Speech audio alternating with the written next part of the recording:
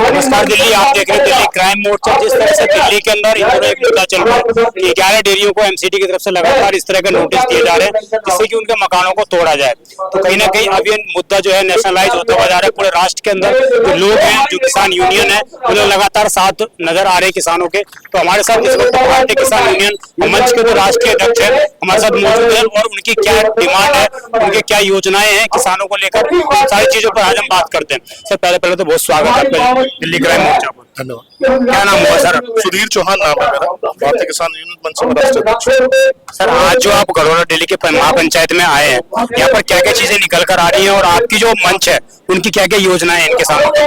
देखिए, बड़ा सिस्टम बड़ा क्लियर है।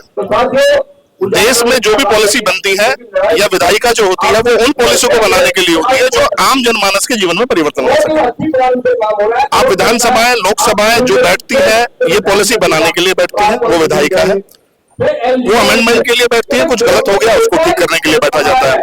बड़ा क्लियर कट है। जो लोग जहां है ये वही दिल्ली है जिसमें लोगों ने बड़े बड़े बैनर छपवाए थे। 2700 कॉलोनियां जो कह रहे थे कि अनाधिकृत अनक्रोचमेंट वाली जो जमीनें थी उनपे से उनको रेगुलराइज किया गया। और ये वो लोग हैं जो पिछले 40 साल से इन डेयरी फार्म में लगातार अपना बिजनेस कर रहे हैं, लाइसेंस बिजनेस कर रहे हैं।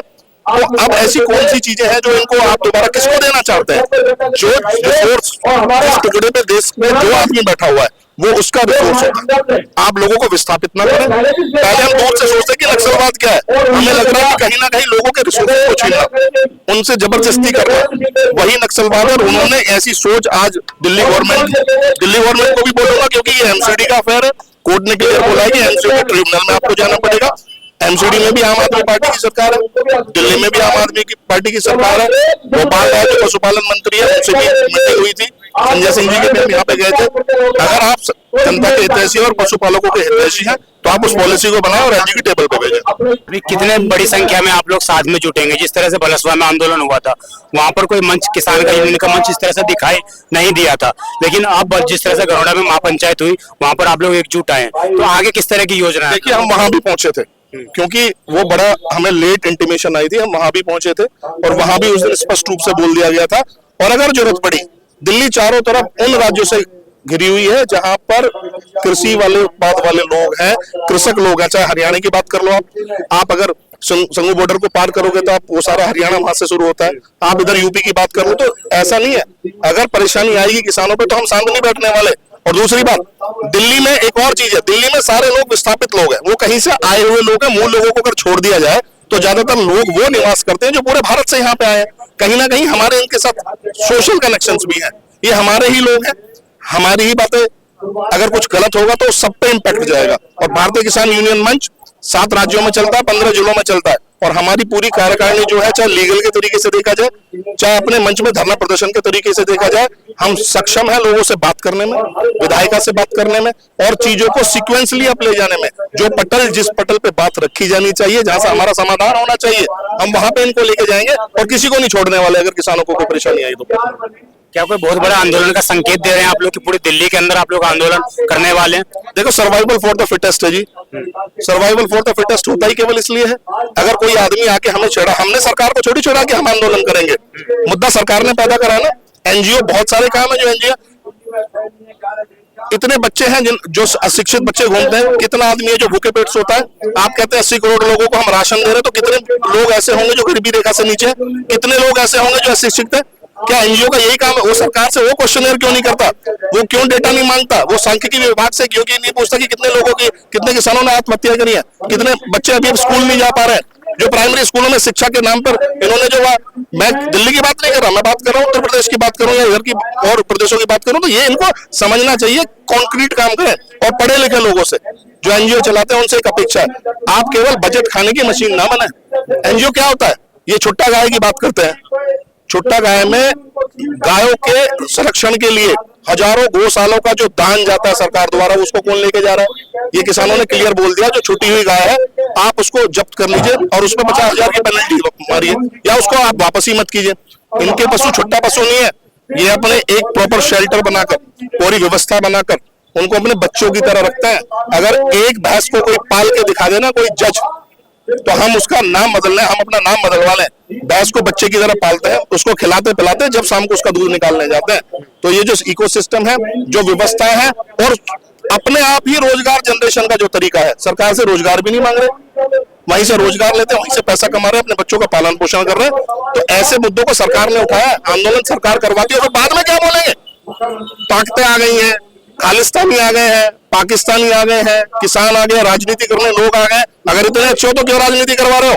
कल पॉलिसी बना दो, एलजी की टेबल पर लगा, परसों एलजी उसमें थप्पा मार के देते, कर दो सबको रेगुलराइज। किसके लिए रिसोर्सेज? किस जनता के लिए तो है। तो ये जो इंटेंशन है बड़ी क्लियर है। जब तक मुद्दे हमारे रहेंगे, हम लोगों के साथ खड़े होंगे और अपने लोगों को हम अकेला नहीं छोड़ सकते।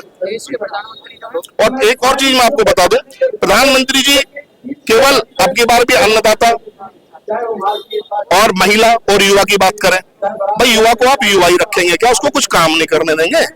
युवा तो बहुत पैदा हो रहा है, देश की जनसंख्या बढ़ती जा रही है, ये युवा हमेशा पैदा होंगे श्रीमान जी। आप ये जो शोषेबाजी है ना, इसकी जो हमारी संस्कृति है दूध पैदा करने की, देखिए आपने कई बार देखा होगा कि 4 इतने लाख लीटर दूध पैदा हो रहा है और ये उसका जो गैप है वो 70% का है। भाई कहां से वो दूध आ रहा है? कोई दूध नहीं मिल रहा है। सब जाके आप मेरे साथ चलिए, यहाँ पे बुलंदशहर में दुनिया भर की डेयरी है जो पैकिंग वाली डेयरी है, कहां से चाइना से वो केमिकल लाके दूध बनाकर यहाँ पे बेच रहे हैं। कम से कम ये जो दूध यहाँ पशुओं से पैदा हो रहा है वो डायरेक्ट लोग आते हैं और दोपहर तक इन लोगों के पास दूध में कह रहा हूँ छाछ भी नहीं मिलती, दूध तो बहुत दूर की बात है। तो ये शुद्ध दूध जो बच्चों तक पहुंच रहा है, जो बीमारियों से बचा रहा है, इन लोगों के इको सिस्टम को ना बिगाड़े, ये सरकार संभाल नहीं पाएगी। कभी भी कोई आवश्यकता आपको पड़े, जितने भी मेरा ज्ञान है 2005-6 की जो बातचीत हुई थी उसकी जितने भी कागज मेरे पास है मैं कोशिश कर रहा हूं अपने दफ्तर से निकालने की। आपने लॉयर साहब को पूरी की पूरी फाइल दी है, उसमें मैं कोशिश कर रहा हूं 5 या 6 के अगर सरकार के आदेश हमें मिल जाए। एलजी साहब के ऑफिस से मैंने बात की है, वो कह रहे हैं कि अगर कहीं से भी आपको इस सुराग के कोई भी कागज मिल जाते हैं तो जो कोर्ट के सामने आप रख रहे हो वो रखिए, अगर हमारे पास आप भेज देंगे तो सीधे सीधे डीडी और एमसीडी में भिजवा देंगे। और जो कानून के तहत जहां की डेयरी को संरक्षण मिलेगा उसी कानून के तहत फिर बाकी डेयरियों को भी वही संरक्षण मिलेगा, क्योंकि कानून एक होना चाहिए हर जगह का। पूरा आपका सम्मान करते हुए कि आपके बीच में घड़ी में मुझे बुलाया, अपनी बात कहने का मौका दिया। ये मंच आपका है, किसानों का है।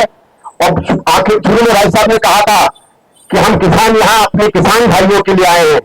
आप हमारे भी भाई हैं, आप सिर्फ किसानों के भाई नहीं है। अगर आप ना हो तो मैं सवेरे का नाश्ता खाऊं और आपका खाना खाऊं। हमने वीडियो में आपको अन्नदाता नहीं कहते, दिल से अन्नदाता कहते हैं। तो आपका इस धरती में बहुत बहुत स्वागत है। आपका बल हमें मिलता रहे।